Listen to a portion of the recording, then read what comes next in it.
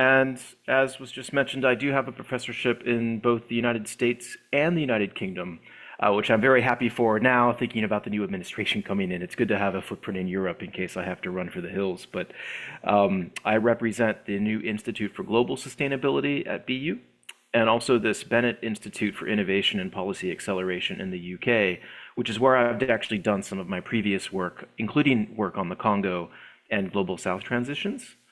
So they gave us really good instructions. This is a very well organized seminar.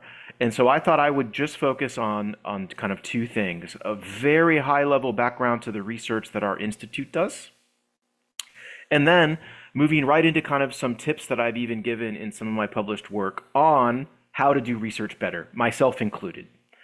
So to start, both institutes that I direct really try to pursue research that is unusual, that is at least satisfying these three very different criteria. A lot of the work that we do is deeply interdisciplinary. In the UK, it's a deeply social science interdisciplinary, so geography, sociology, anthropology, history, science, technology studies, etc., which is great because you can kind of mix different conceptual approaches and have very rich discussions about things like power or gender or transitions. And in Boston, it's a different type of interdisciplinarity that is much more across very different engineering, data sciences, and life sciences approaches blended with social science. So I suppose the UK work is deeply interdisciplinary within the social sciences, and the work at BU is across very different ways of doing research, from the School of Public Health to the School of Data Sciences to the College of Engineering, and where I am, which is Earth and Environment. We really do like to do multi-method, mixed methods work, so we're constantly, I can't think of a research design, I'm very privileged to say this, that we've executed that hasn't had at least 3 methods or more, which is great, because my own PhD was 1 method done in one point of time. And we're really now moving in these great research projects to multi-methods, mixed methods, and more longitudinal research designs that collect data repeatedly over time.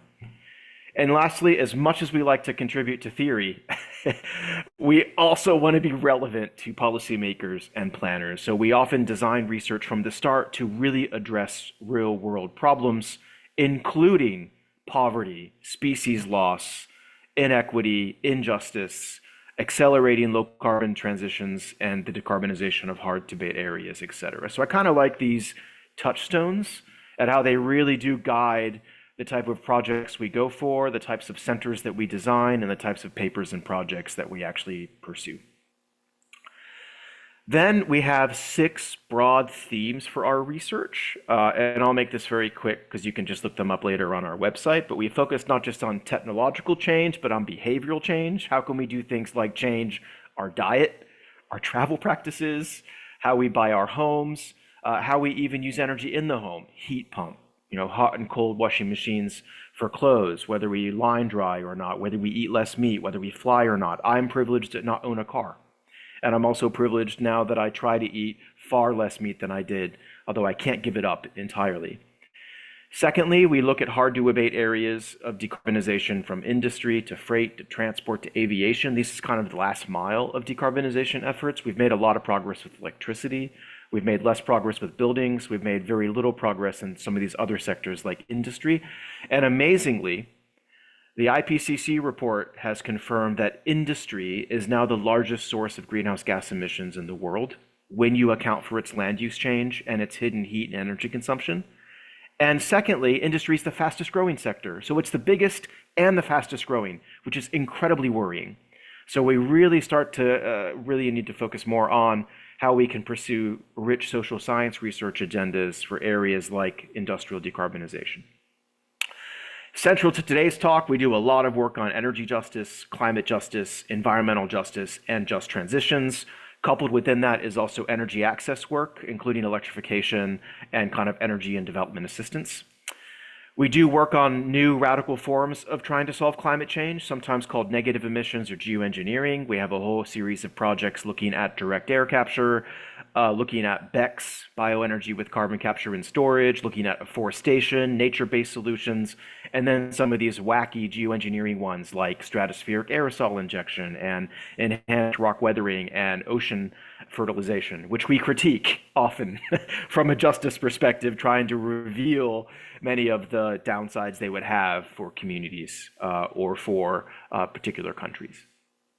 And lastly, I don't lead this work myself, but I have fantastic colleagues who are looking at new modes of finance for the net zero transition, how we might include biodiversity loss into credit ratings, how we reflect different climate risks and the scale and scope of those risks, even on things like microfinance and poverty.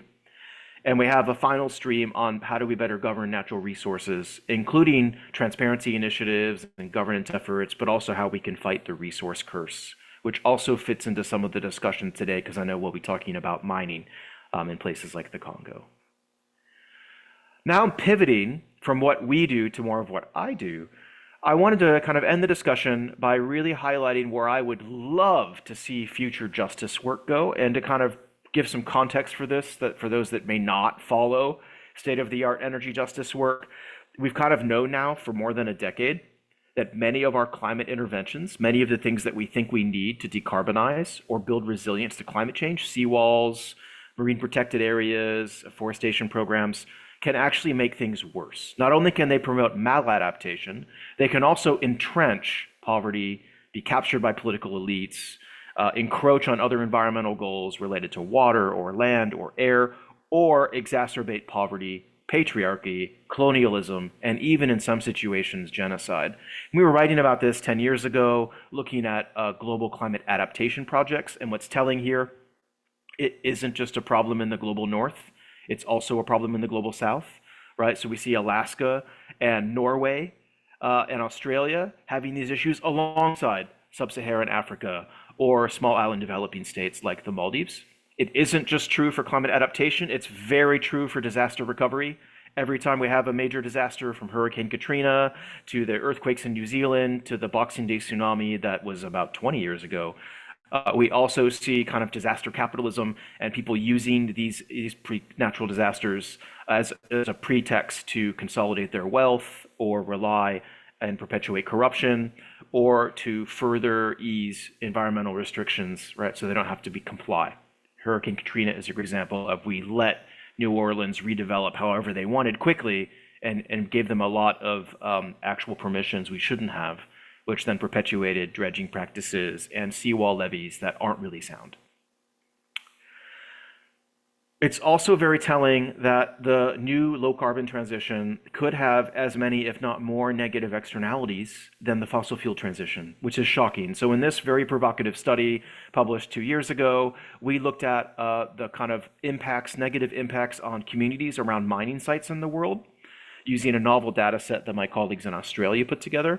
And I circled the conclusion: the phase out of coal will negatively impact about 33 million people, which is bad, right? Because these people depend on coal for their livelihoods. But the phase in of energy transition metals, lithium, copper, cobalt, rare earths that we need for decarbonization will negatively affect more than 100 million people. So the phase in of our new infrastructures for low carbon economies will be 3 or 4 times more disruptive to communities than the phase out of coal. And what's interesting here as well, on the right, you can see the phase out of coal is negatively affecting coal producers, Poland, South Africa, Indonesia, Australia. But the phase in of these new energy transition metals is a new collection of communities, mostly in the global south: Argentina, Brazil, Peru, Chile, Mexico, and China. And then lastly, we have some work on climate mitigation writ large. This isn't just renewable energy, it's energy efficiency and bicycle lanes and EVs and car sharing and all of that, and have found here in this year review of 20 years of research, 332 cases, so a very large QCA, qualitative case assessment. You can see across those cases and studies we tracked here on the right, who's hurt, who are the victims of low carbon transitions. And it is a sobering list of non-human life, communities, farmers, the poor, elderly, students, women, children, alcoholics, Even prostitutes and sex workers are on this list because they follow boom and bust cycles for energy infrastructure projects like wind farms and hydroelectric dams. And even alcoholics, because in the global south, many people cope with disease and public health issues by drinking alcohol rather than by going to see a doctor. Tellingly, it is a lot of low carbon technologies that are often touted as solutions, wind, solar, hydro, nuclear, that have the most serious justice impacts. And lastly, what we found on the right is through a kind of thematic analysis, in half of the cases, our climate interventions are grabbing land and forcibly resettling communities. In 70% of cases, they have really bad procedural governance and lack of due process. In 60% of cases, our interventions are actually destroying the environment in the name of climate change. And in 76.8% of cases, they are worsening economic, demographic, or other social elements like poverty or vulnerability. And to show just how systemic and structural that is, in almost a third of the cases, you see all four of these things happening at once. And who they're happening to also matters. This reviewer identified every time a low carbon transition or intervention negatively impacted an indigenous group, an ethnic community, a Native American community, or a First Nations community.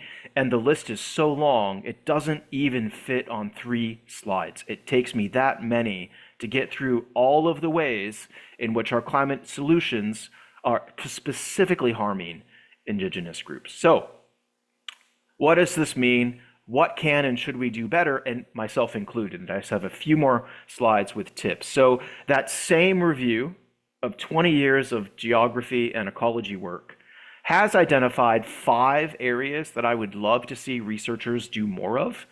The first one is, perhaps counterintuitively, go beyond social science. We found a huge bias in that literature where social scientists, geographers will work with development studies people, but those teams are very light on interdisciplinarity.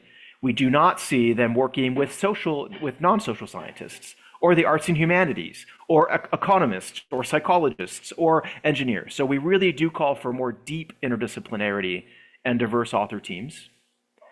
We really want to see more rigorous research designs, and like a third of the research designs, these studies had no research design at all, which is very problematic for rigor, for replication, for teaching students. And there's a paucity of mixed methods work, which we think is bad because that work tends to be more reliable and more triangulated.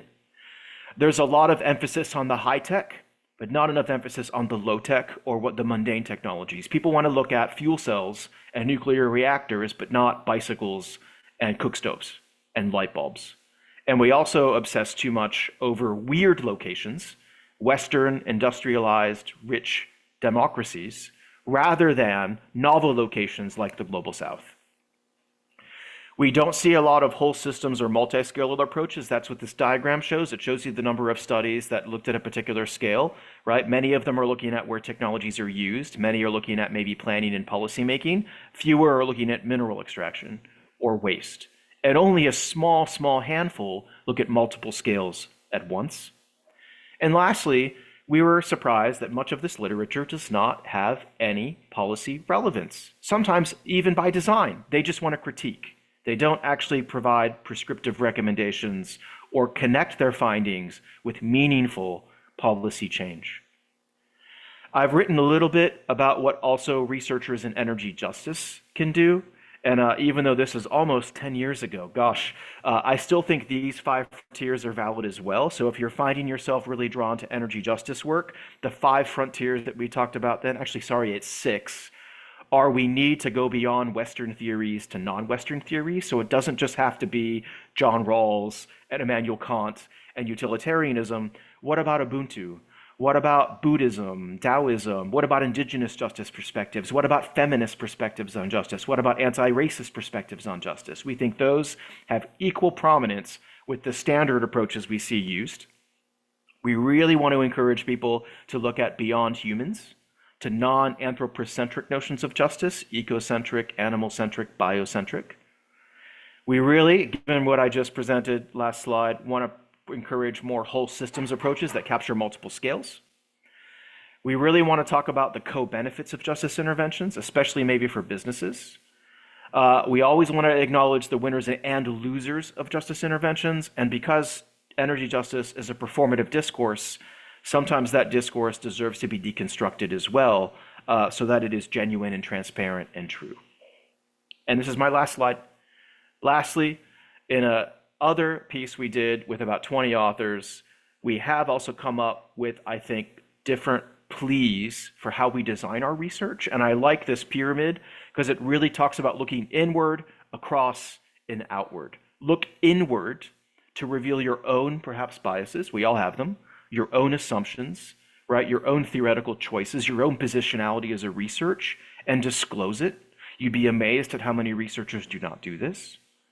We want you looking across to not be dogmatic and respect the diversity of what the academy can offer. We call this parallax, looking at one phenomena through multiple lenses. Sometimes it's also called a theoretical kaleidoscope.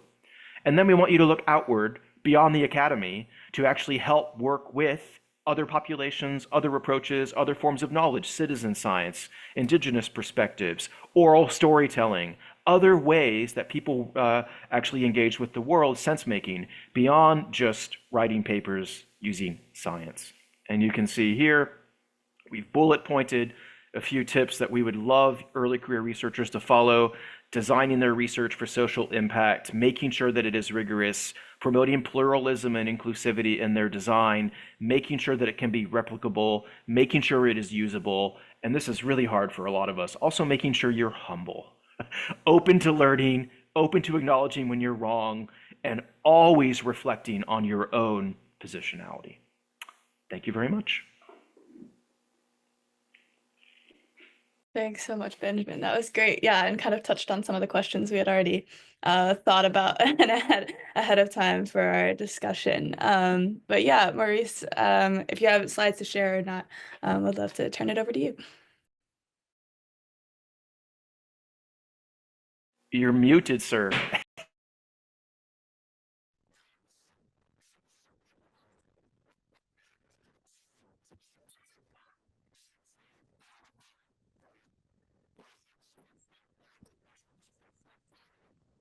Maurice, I think we still can't hear you. I don't know if that's just me or if we're... I can't hear him either, but I love his smile. I can see his smile, which is great, but I can't hear you, Maurice.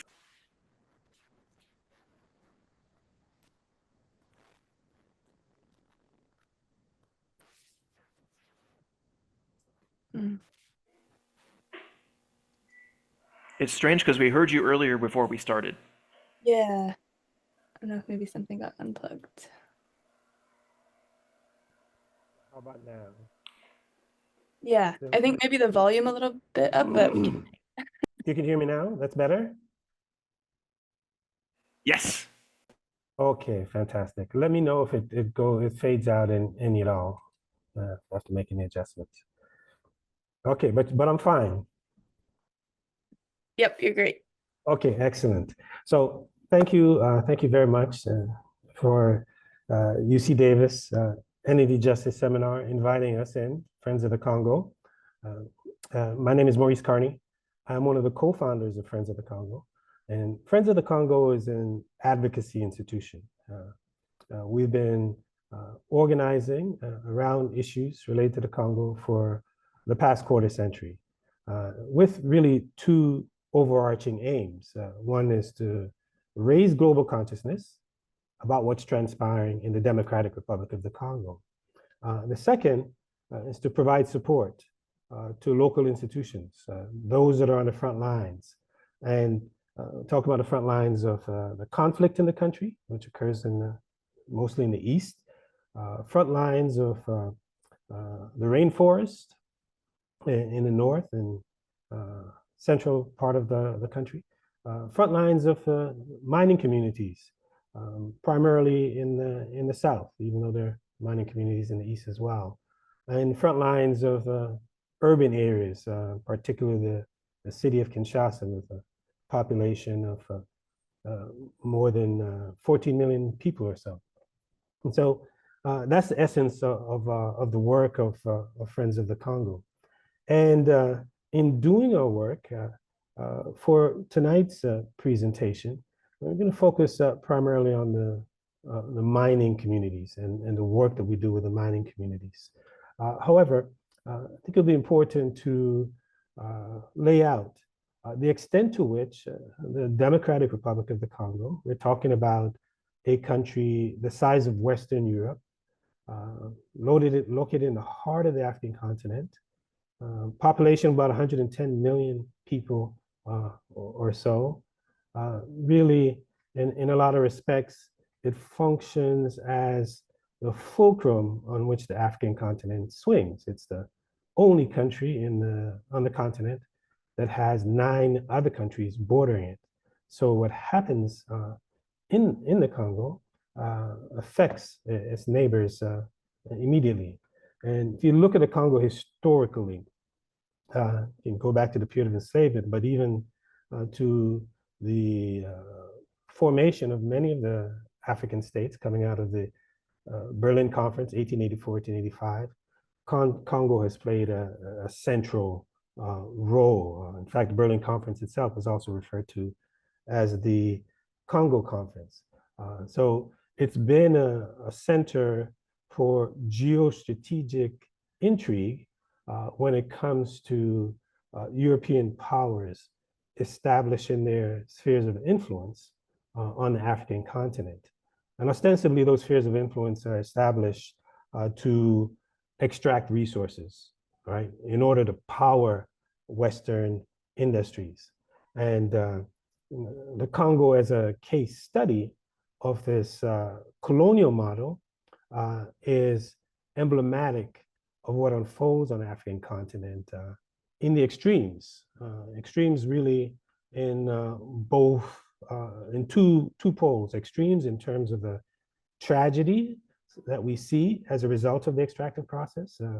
Some of your students and probably well familiar by now with the devastation of the extractive process coming out of the colonial era, 1885 to 1908, where Congo was under the ownership of King Leopold II of Belgium, and he extracted rubber and ivory, and to the detriment of almost half of the population, where estimated 10 million people perish within that 23-year period as a result of that extractive process. So that model, that design of Congo as an outpost for the extraction of resources to power Western industries has, for all intents and purposes, remained intact for the last 140 years or so. Pretty, that design, that blueprint is pretty much in place. So today, when we see Congo sitting at the nexus of the climate emergency and combating the climate emergency, with its being a part of the second largest rainforest in the world, often referred to as the second lung of the world, behind the Amazon, yet sequestering more carbon than all of the tropical rainforests combined, and being home to the largest tropical peatlands in the world, the size of England, where we have thousands of years of sediment and development and trapping carbon in the soils, that if it's released from its traps, we'll see about the same amount of pollution that you get from about 20 years of burning of fossil fuels in the United States. So it's a space, the Congo Basin, which the Democratic Republic of the Congo occupies 60% of the Congo Basin, that is indispensable when we talk about combating the climate crisis. At the same time, we seek as a solution or a way out renewable energy and accessing critical minerals in order to power this green energy transition or the clean energy transition. And here we see again Congo playing an outsized role, let's say, where it is home to 70% of one of the key critical minerals, cobalt. Congo produces 70% of the world's cobalt. However, keeping true to form, what we see is the production of this transitional mineral, this critical mineral, has a devastating impact on the local population. Now, cobalt itself, if you look at the landscape of the Democratic Republic of the Congo, and you talk about minerals, you really have to divide the country into two parts. There are minerals that are being produced in the east of the country. You have tin, for example, in large quantities, and coltan or columbite tantalite that's produced in the east.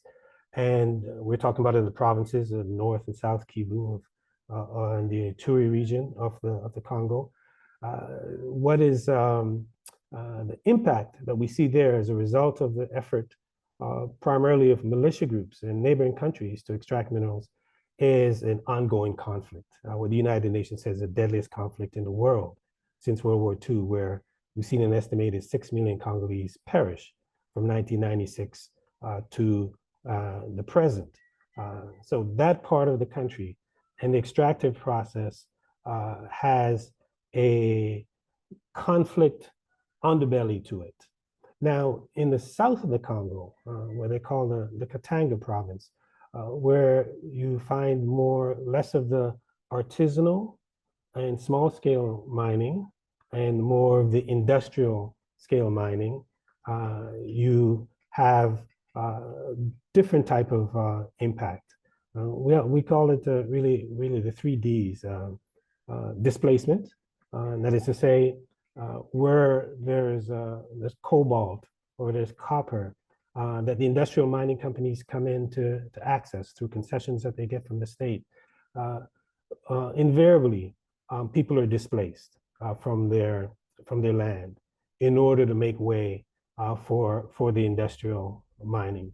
This industrial mining also has a destructive element to it, in that it despoils the environment, the vegetation, the water.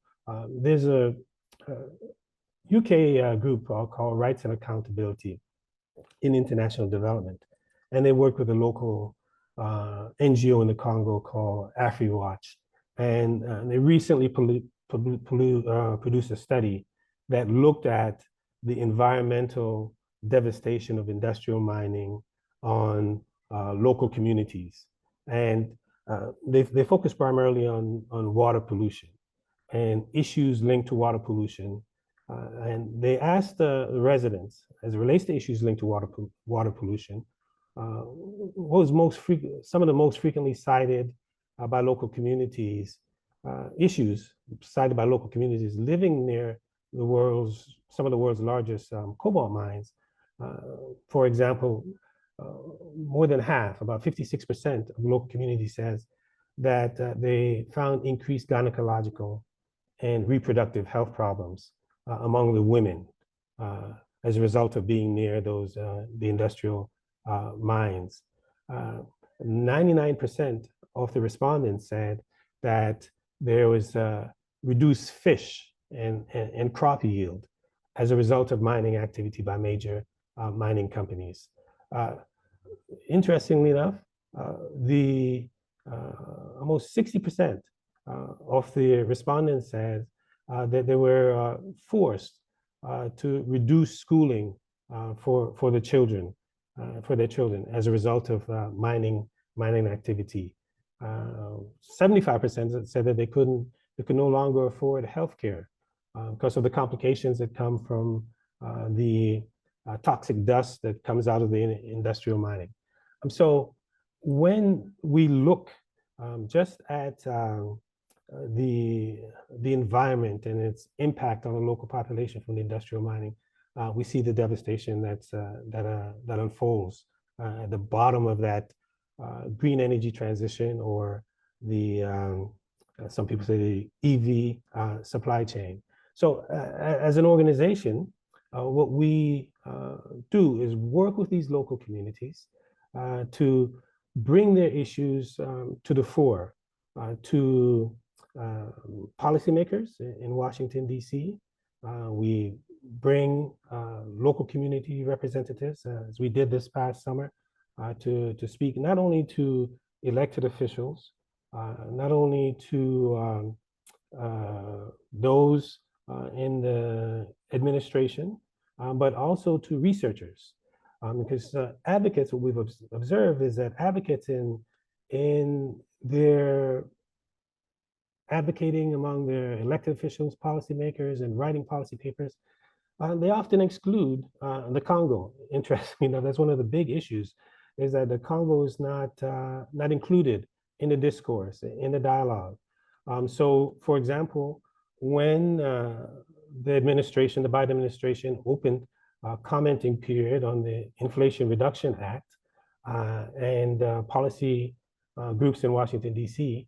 Organized themselves to submit policy prescriptions, we made sure that we are part of that process, where we can get the point of view, the recommendations, the prescriptions coming from local communities into that stream of discourse, that stream of policy recommendations, especially as it relates to questions of human rights, whether in the industrial mining sector in the Congo or the artisanal mining sector, questions of labor rights, of course, questions of health, as I just shared with you, the devastation that I focused on the industrial mining in particular, but the artisanal mining is a whole other matter as well, which we can get into in the question and answer session. The impact that mining is having in the health of the population. And then, of course, the questions of human rights. So that is one of the key efforts on the part of the Friends of the Congo organization in order to infuse the narrative, in the discourse, in the policy prescriptions. And we were particularly struck this in 2023, in the fall of 2023, we saw how in the wake of the passage of the Inflation Reduction Act, we saw our labor groups, United Auto Workers, and climate justice groups, 350.org, Sierra Club, they all came together to rally around the workers. And their campaign was, how do we safeguard and protect the rights of the workers in light of the raft of policy or laws that are being passed that is advancing the green energy transition. You had the infrastructure bill that was passed into law. You had the CHIPS Act that was passed into law. And then the big kahuna, the Inflation Reduction Act. So they were concerned, how do we protect the workers in Detroit in particular, when in making these transition from combustion engine to the electric vehicle. So what we argued at the time with these groups, and we continue to do, that effort to protect the workers at the top of the EV supply chain also demands a corollary at the bottom of the EV supply chain. And we argue that there is no top of the EV supply chain without the bottom of the EV supply chain. So in our effort to do this, we provide a platform and encourage a range of groups to provide a platform for local and indigenous groups so that their voices can be included. We call for policymakers to engage the prescriptions coming out of the local communities, either by our setting up sessions with these policymakers, encouraging them to be a part of delegations that we organize to go to the Congo, where we go to the bottom, into the mines, the cobalt mines, copper mines, to actually talk to the diggers, who are extraordinarily organized, and we can get into that as well. We encourage the strengthening of the local institutions. For example, the artisanal miners in the Congo are super organized in collectives. They have tens of thousands of members of miner collectives in the Congo. So the extent to which we can strengthen those organizations, collaborate with them to strengthen them, so that they can place a demand on their local government, on their federal government, or the national government that will help to mitigate and abate some of the challenges that they're facing. So those are some of the prescriptions that we pursue as an organization in order to support those local institutions who are victims of this transition that we're experiencing right now.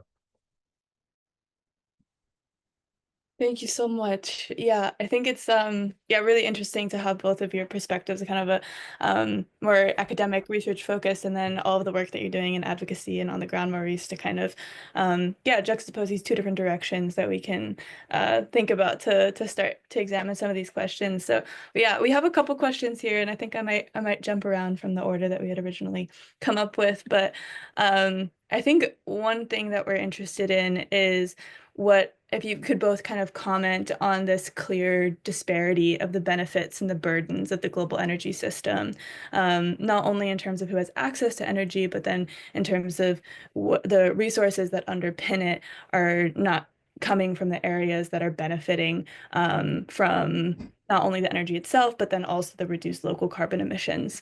So yeah, if either of you could kind of comment on this piece that I think it kind of was revealed in what both of you said, but expand on that a bit.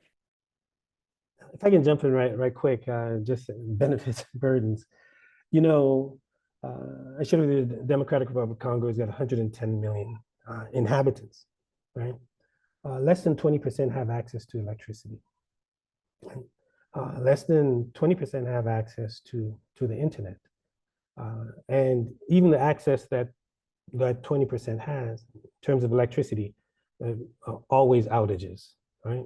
In terms of internet, the lowest quality internet. In fact, in my travels throughout the Congo, the best internet, some of the best internet access that I've had has been around the sites, mining sites where the industrial mining companies, or even in the rainforest where there are timber companies, the American timber companies there. One of our partners work in the heart of the rainforest. And whenever he wants to communicate with me through internet, he travels about 25 kilometers to the site of a timber company who has set up their operation there. So they're not the beneficiaries of the modern technologies that we experience. In fact, we have a film that we're producing called Nikuba, and it's a film that documents the voices of the cobalt diggers. And cobalt diggers is just a catch-all phrase because really when you talk about the diggers and the minerals that they're digging out, there really isn't such thing as a cobalt mine, right? Because cobalt is like 90-something% of cobalt is a byproduct of nickel and copper. And the minerals that they dig, you know, they'll hold up one rock to you and they say, in this rock, there's, you know, we have about 7 or 8 different types of, you know, ores. We got cobalt, we got tin, we got uranium, we got gold, all in that one rock. So what they lament, right, even as they try to eke out a living in a colonial system where the fact that they're trapped in poverty pushes them, one of the major push factors in their mining, they lament how it is that they're not beneficiaries of these resources. They see how the miles of lines of trucks that are shipping the minerals out, how they ship the minerals out and they say it comes back to them in its refined form in a phone that they can't even really afford. So they're keenly aware that they're not the beneficiaries of this extractive process, right? They're at the bottom of that value chain.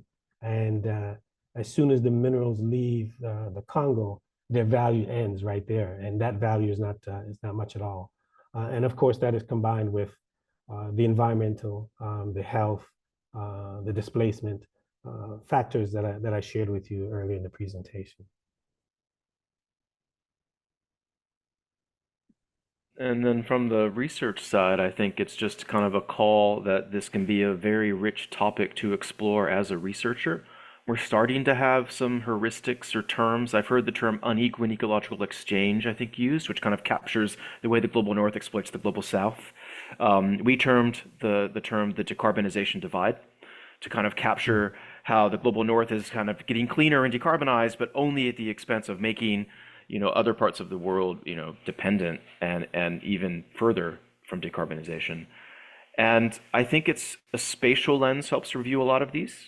And I think the other one, though, that we don't often talk about is the temporal lens. So there is a spatial lens of how we treat other parts of the world, other members of humanity, but the temporal one is also pretty good because, intergenerational equity issues are extremely severe. We're burning through billions of years of accumulated resources in the blink of an eye. Like I always tell my students, if the history of the Earth was a 24-hour day, humanity doesn't appear until 3 minutes to midnight, and the Industrial Revolution takes a second.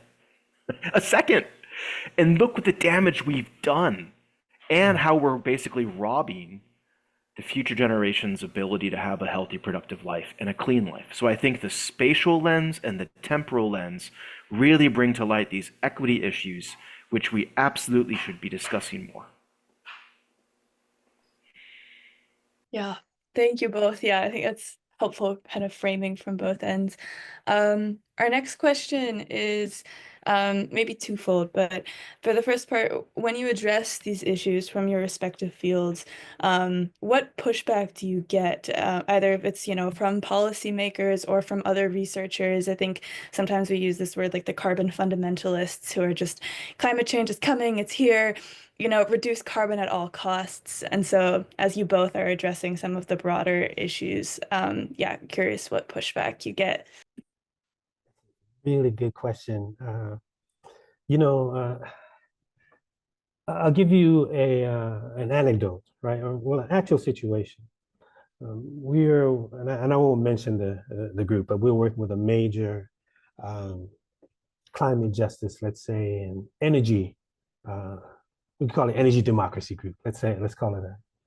And we had done certain actions, taken actions around one of the major mining companies in the Congo, probably the largest. It's a global mining company called Glencore. Some of you, I'm sure you're all familiar with Glencore. If you're not, please look up Glencore. So we were collaborating, the professor is talking about spatial, among global South communities, indigenous communities, local communities that were the victims of mining of this by Glencore. They're mining coal, like in Colombia, for example, and other parts of the global South. In the Congo, of course, it was copper and cobalt. And so we all rallied together to take actions, demonstrated in front of the Swiss embassy in DC and in Switzerland. It's a Swiss-based company.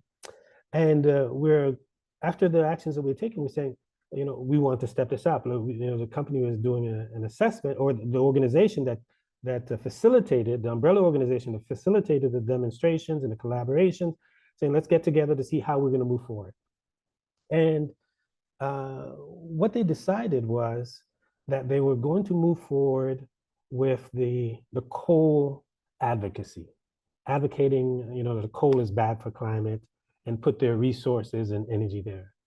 And they were shying away from the transitional minerals like copper and cobalt and the negative impact of the mining of those resources. And they say the reason why they're transitioning or pushing back against it is because it didn't fit the narrative, because transitional minerals are good for transitioning us from combustion engine to electric vehicles, right?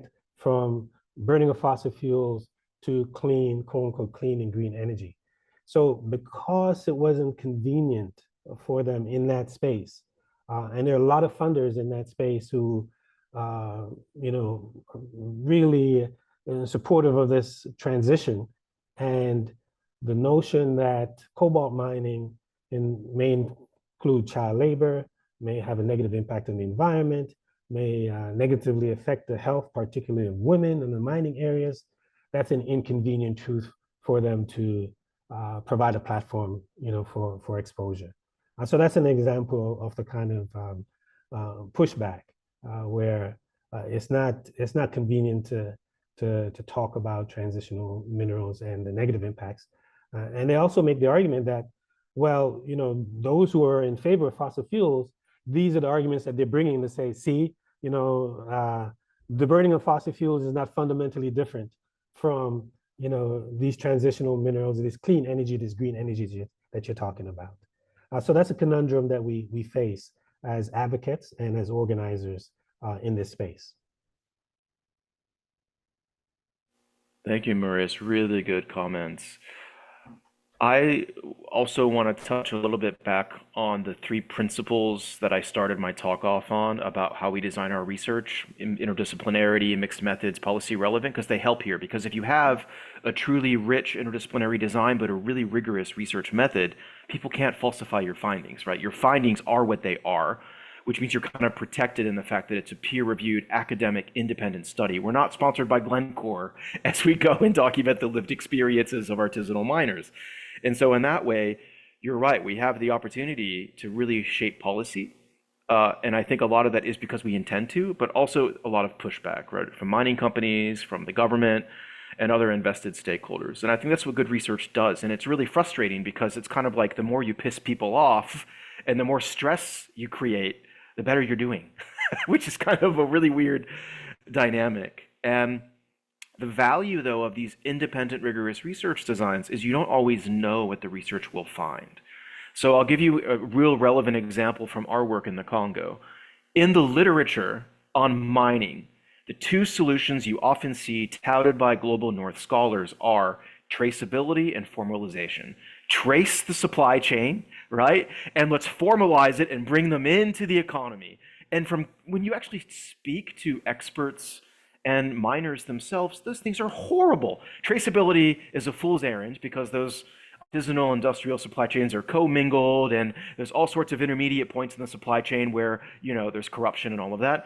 And formalization actually would also hurt a lot of the miners as much as it might protect them, according to some of their perspectives. So, when your research finds that, showcase it. And we do. We have a piece in Science talking about global mineral supply chains and talking about how, traceability and formalization could be problems as much as solutions.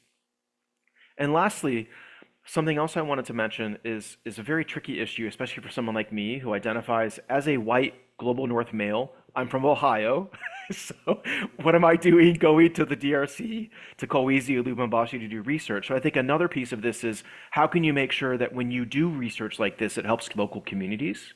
And I've been really impressed with the framework from some colleagues of ours called Can the Subaltern Speak? Amplifying the Voices of Global South Scholars. And they have 5 principles that I try to embrace whenever I do research anywhere in the Global South. And those 5 principles are: number 1, neutrality. Don't come in thinking that you're superior, they're inferior. I've got my great data set, they know nothing. Make sure that you respect hierarchies of knowledge that also include Global South perspectives. Secondly, collective intentionality means whenever you can, actively represent Global South scholarship. And I try to do this when we cite papers. We really try to feature articles that have Global South scholars or teams. The third is about cultural relevantism and making sure that you recognize kind of intersubjective viewpoints and making sure that you don't correct or problematize, right, your data. Like, we didn't call out Global South respondents, right, even if we disagreed with them. And then the 2 other principles are co-constitution, which means to actually involve them in the research. And we had a whole team of Congolese research assistants that we kind of trained and mentored, and that were also invited to help write the articles. And lastly, a principle of co-orientation means try to make policy recommendations and orient towards policy change. And I think those 5 principles together help really fight this helicopter, here I come, and extract research out of you. Instead, it is really about co-production on those 5 different planes. Thank you. Yeah, I don't know, Maurice, if you have any. I Yeah. would like to compliment what the professor just shared. It sounds like he would have a vigorous debate with Dorothy Bowman Pauley, who did a recent study out of the New York, the NYU's Sloan School of Business, in concert with the Center for Business and Human Rights in Geneva. I did a study at the start of 2020, I think it was 2023 actually, called Cobalt Mining in the Democratic Republic of the Congo, addressing root causes of human rights abuses, where formalization was one of the main prescriptions that came out of it. They brought Microsoft in and worked with the mining companies, and that was one of the prescriptions that they put forward. So it'd be an interesting debate with you, Professor, and Dorothy Pullman. But one thing that I want to compliment what you said is we work with a coalition in the Congo that, as I shared with you, that covers different frontline communities. And it's called Basanja Coalition. Basanja is a Topoke word. Basanja is a Topoke word, and it's a code of ethic among the Topoke people that governs how human beings interact and live in harmony and balance with all living entities, right? And the coalition chose Basanja as a name intentionally, and we're also doing a film entitled Basanja, which looks at indigenous knowledge, wisdom, and philosophies coming out of the Congo Basin rainforest, and how those ideas can help to heal the world. That was the global vision. So we have a film that deals with that.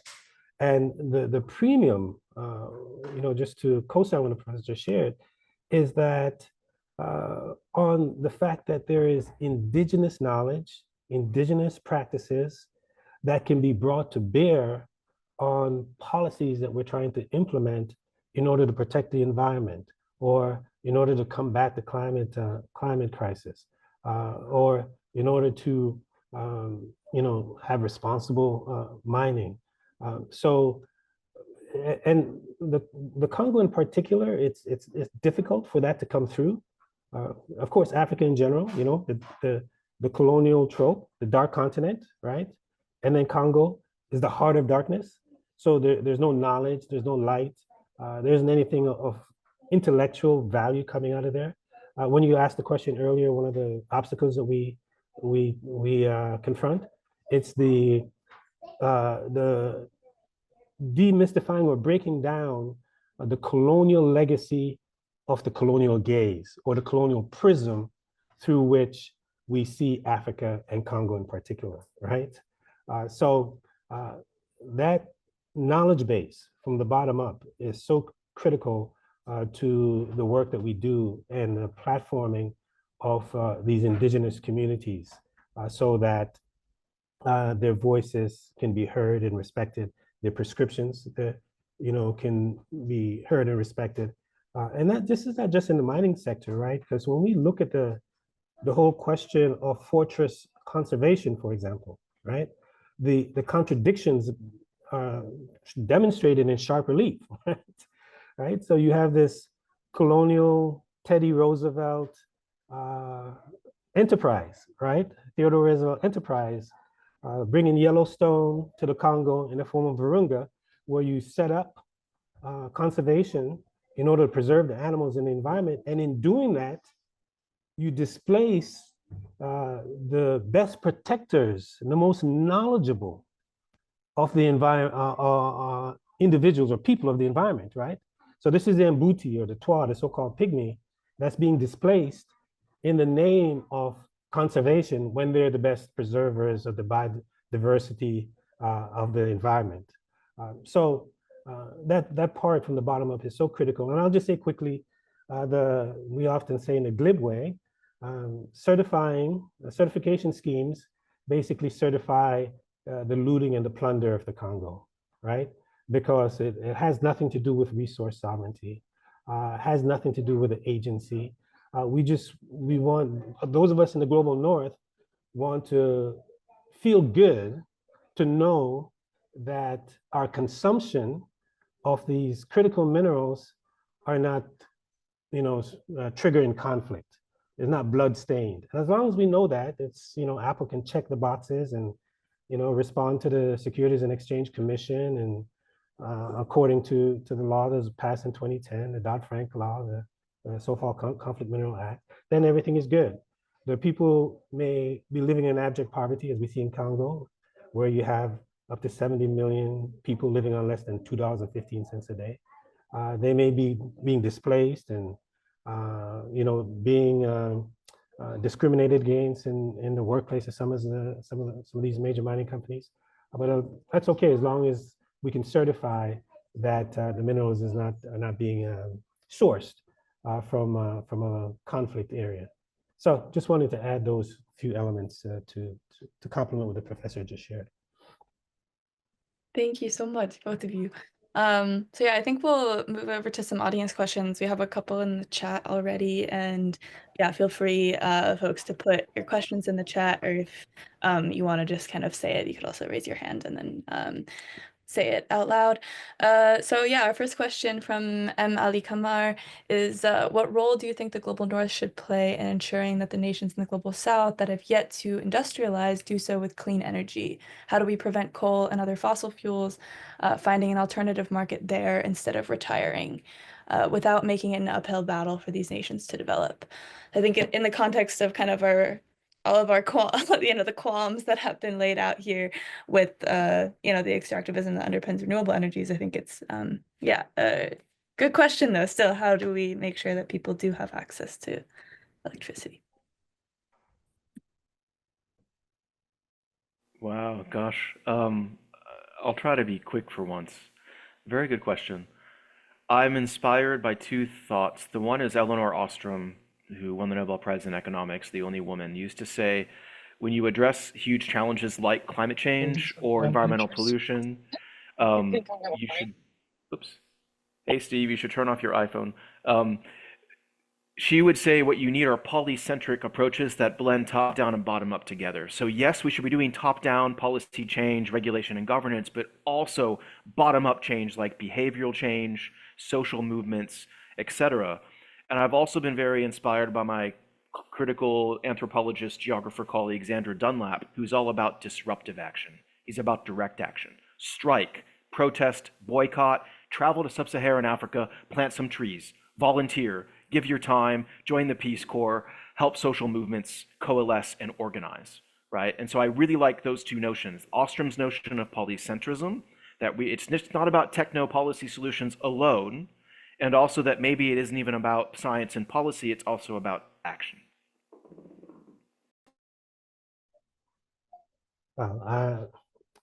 What I can share with you what we've been doing in collaboration with our partners on the ground, and agree with Professor Sovacool that movement building is so key.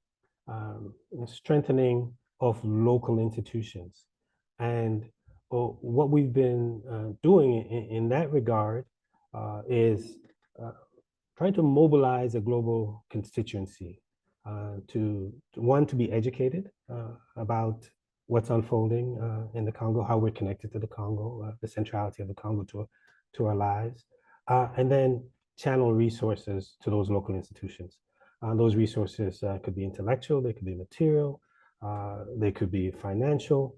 But when we speak to folks locally, they say when we know that somebody in San Francisco or Oakland is concerned about what we're doing and in solidarity with us, it strengthens our resolve to know that we're not isolated, that we're not alone, that we have supporters, that we're not pursuing our aims in relative obscurity.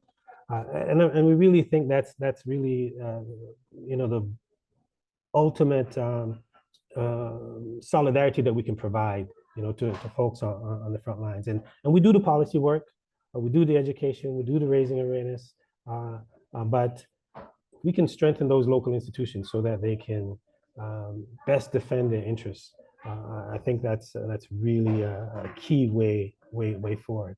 Even if you have a progressive government, as we know with some of these trade policies and that are in place, that corporations can override your progressive government.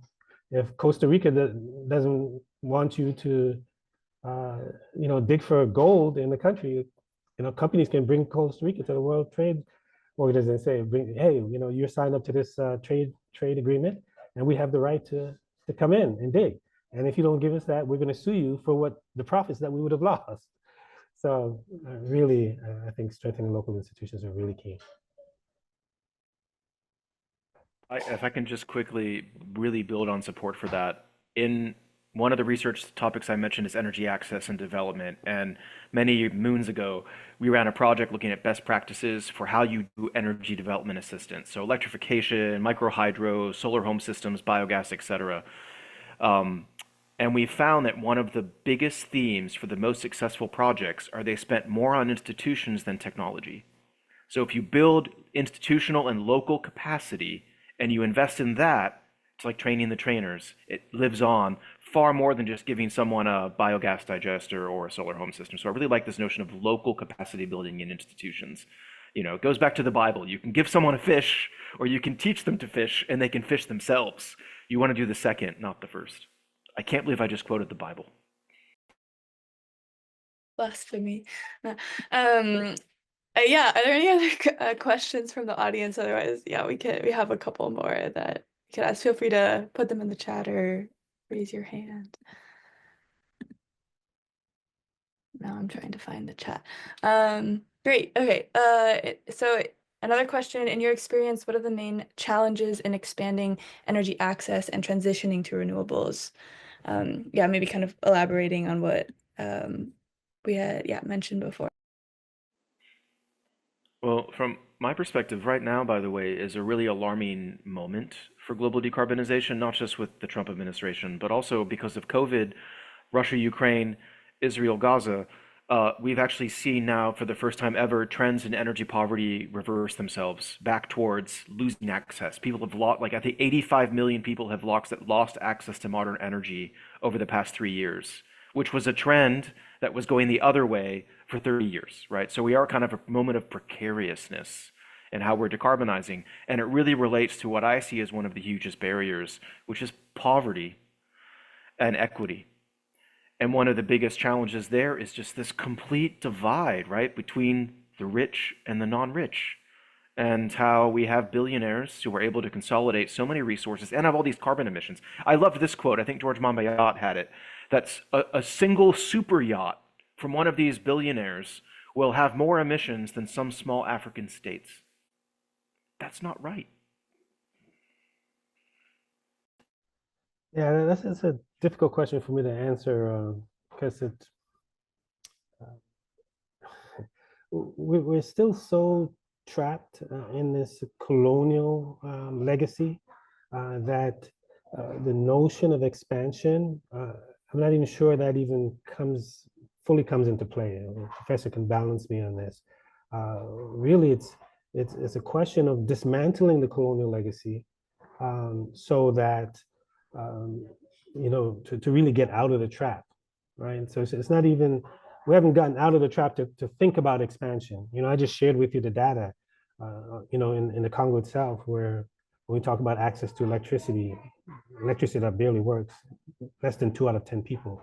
Access to the internet, less than 2 out of 10 people. So the challenge is organizing in a way to dismantle the colonial trap that's still in place, right? And especially the way the local elites, the role that they play as managers, basically to maintain the status quo. So I'm not even sure where the space, at least around the Congo anyways, in talking about energy expansion. So that's really difficult notion for, to address. It's more of dismantling the system that's got us trapped in this abject poverty. That's got us trapped in a space where there's virtually no infrastructure. We're talking about roads, we're talking about electricity, we're talking about water, just every conceivable foundational infrastructure element is still basic. We're still basically really in the early 1900s, late 1800s, in a lot of respects. So it's figuring out how to get out of that and not so much expansion. Yeah, and I think I actually missed the second part of that question, which is kind of speaks to some of what you were just saying, Maurice, which is there an ethical way to consume energy? So not only the expansion, but kind of knowing everything we know, not only about fossil fuels, but also about renewable energies. Yeah, is there an ethical way? I don't know if there's an answer to that question, but curious what your perspectives are.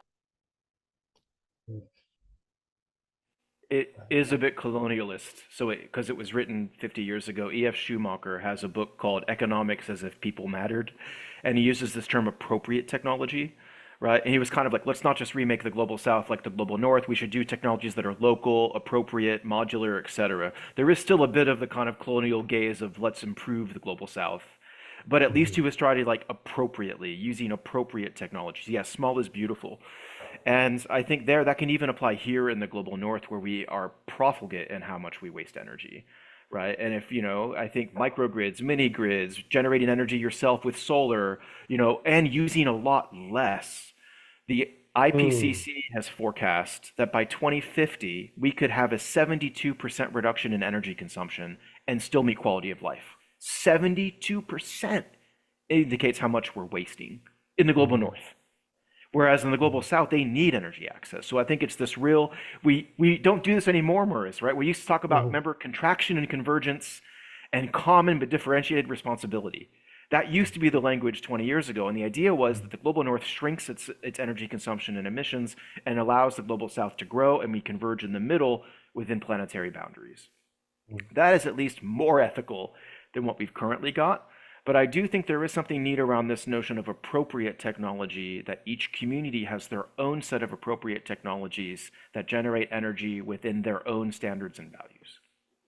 Yeah, and agree. And I think there at UC Davis, you did a major study recently around transportation patterns and how it is that those in the global north can change your transportation patterns, which has a local element to it, right?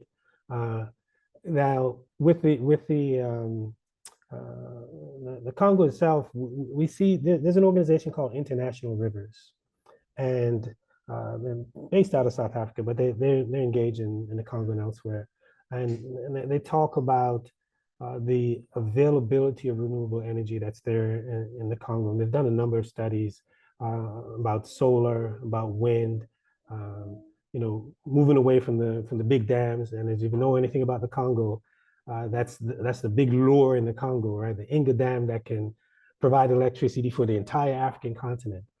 So they push towards localized energy sources.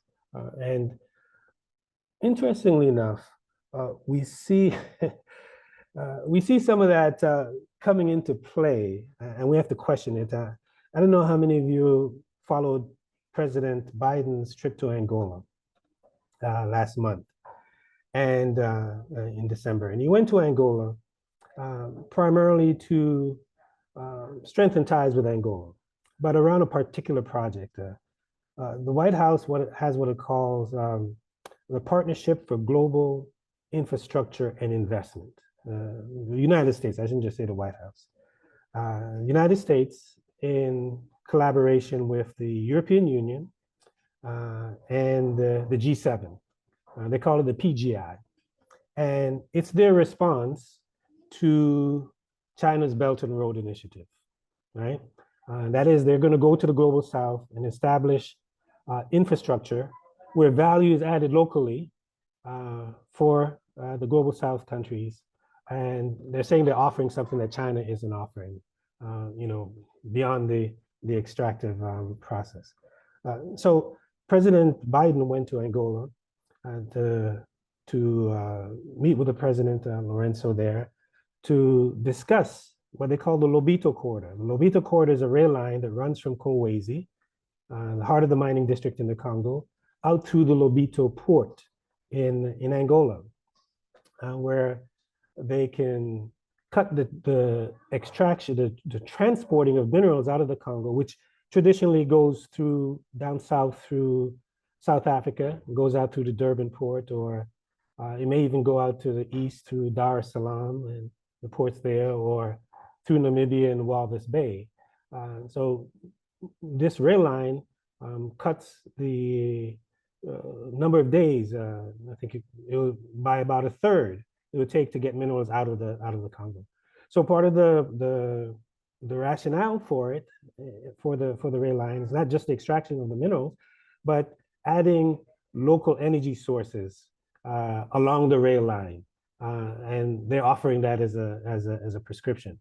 So that's like a false solution or something that they're being put up as an alternative, but that gives you a sense of how it is that this geostrategic game continues to be played, and even as a rationale using local benefits for much larger extractive processes like we see with the Partnership for Global Infrastructure and Investment and the Lobito Corridor that we see in the Congo. Congo and Angola. Very important comments, and I just wanted to add, I know we're talking Africa, but I've had the privilege of also doing research in one of the other lungs of the planet, Borneo, which is also a rainforest. And there it's the same sort of colonialist thinking. Malaysia is planning to build a bunch of large-scale dams in the middle of the rainforest, which would impede indigenous people's ability to use the river, stop fish, create huge emissions, create logging, and all of that. And in the same sort of way, it's just this like outmoded mentality. And there's actually energy apartheid as well, where that energy and electricity would be generated and sent to Kuala Lumpur, bypassing the very rural communities that need energy.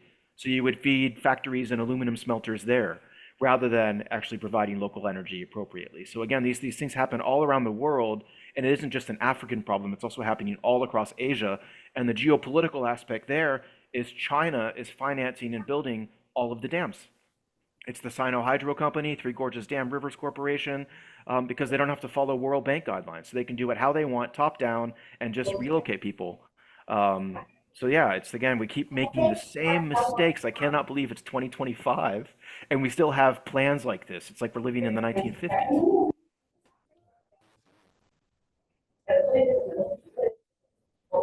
Absolutely. Yeah, I guess just a quick question maybe, and then we'll kind of close out. But as many of us are part of the, connected to the Energy and Efficiency Institute at UC Davis, or even in their energy graduate group, if either of y'all have kind of final comments on, especially as energy researchers in the global north, what we're missing, and how to kind of make sure that some of these issues are being brought into the fold as we're talking about energy, not only in terms of the technologies themselves and what's needed, the resources that underpin them, but even in some of the other kind of energy, electricity questions that we might be kind of looking into as researchers. Maurice, I'll let you go first this time. I've been going first too many times.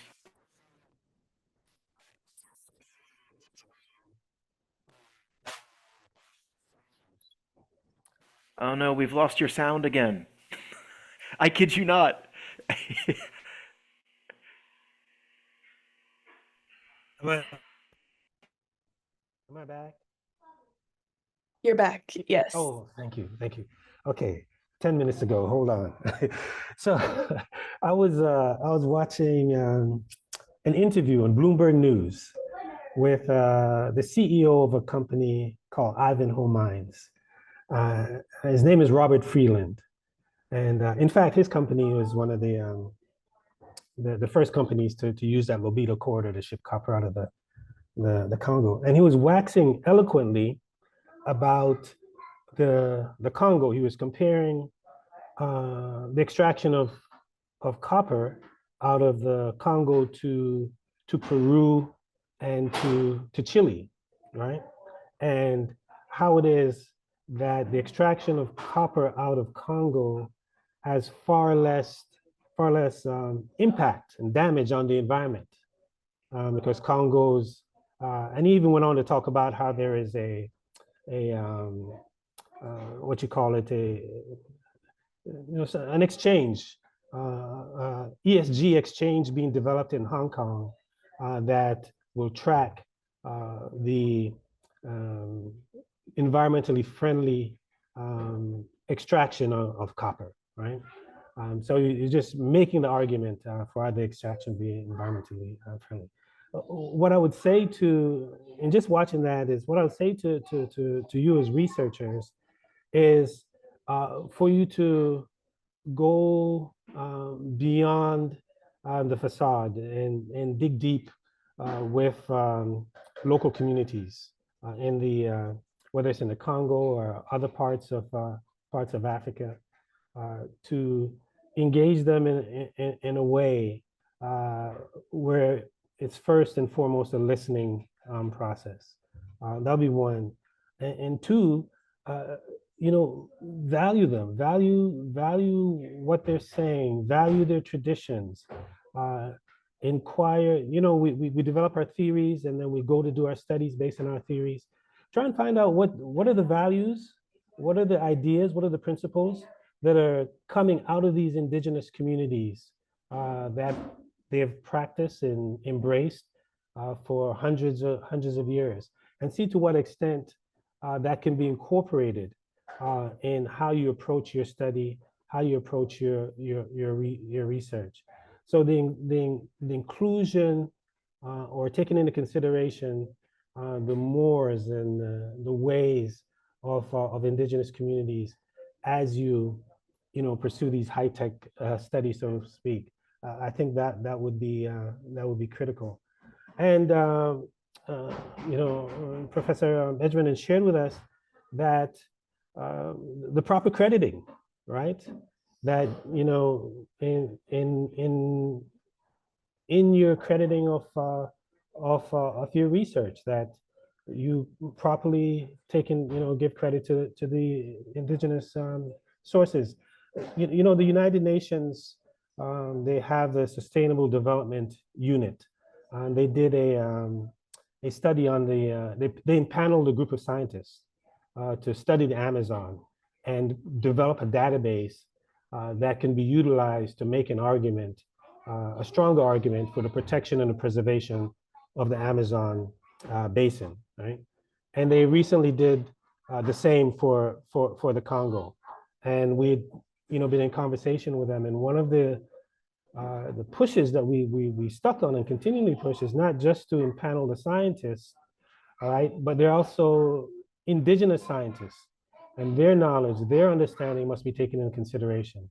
So that's what I would recommend, that level of inclusion for the researchers in the studies that you're doing today.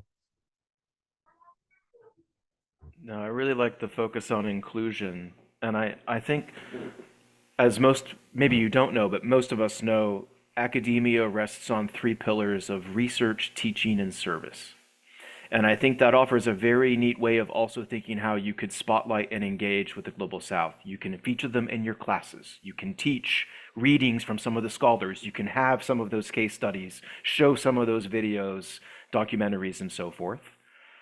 You can obviously write about it in your papers and design research and pursue grants that have these types of local partners, right? And then lastly, in terms of service, be a mentor, right? You can reach out to these people and colleagues, right? Or you can create professional societies that have a real commitment to diversity and recruiting people like I'm not sure if the AAG does this, the American Association of Geographers or the American Geophysical Union, but they're trying to create more diverse members of those communities. I edit a journal, and I'm really delighted that we were able to achieve a gender-balanced editorial board. Now we're seeking for one that's spatially balanced. It's horribly hard, adding people from Iran and China and Tanzania into our board to make it more reflective of diversity. So there are all sorts of things that you can do with those three different tracks of research, service, and teaching that can really make a difference. It's why I'm in academia. Where else can you get a job that does those things? So with intentionality, do them in a way that promotes justice and includes those from the Global South. Thank you both so much. So yeah, I'll open it up. Any last kind of pressing questions to our speakers today? If not, then we'll just give you a big virtual round of applause. And thank you so much for coming and speaking with us today. Yeah, for everybody else, so this series is going to be running through the winter quarter, yeah, from 3:30 to 4:30 Pacific time on Thursdays. You're welcome to invite whoever you'd like. And yeah, we'll be continuing kind of these conversations with the themes that we mentioned at the beginning. So yeah, big round of applause. Thank you, everybody. And thanks everybody for coming and sticking around for the conversation.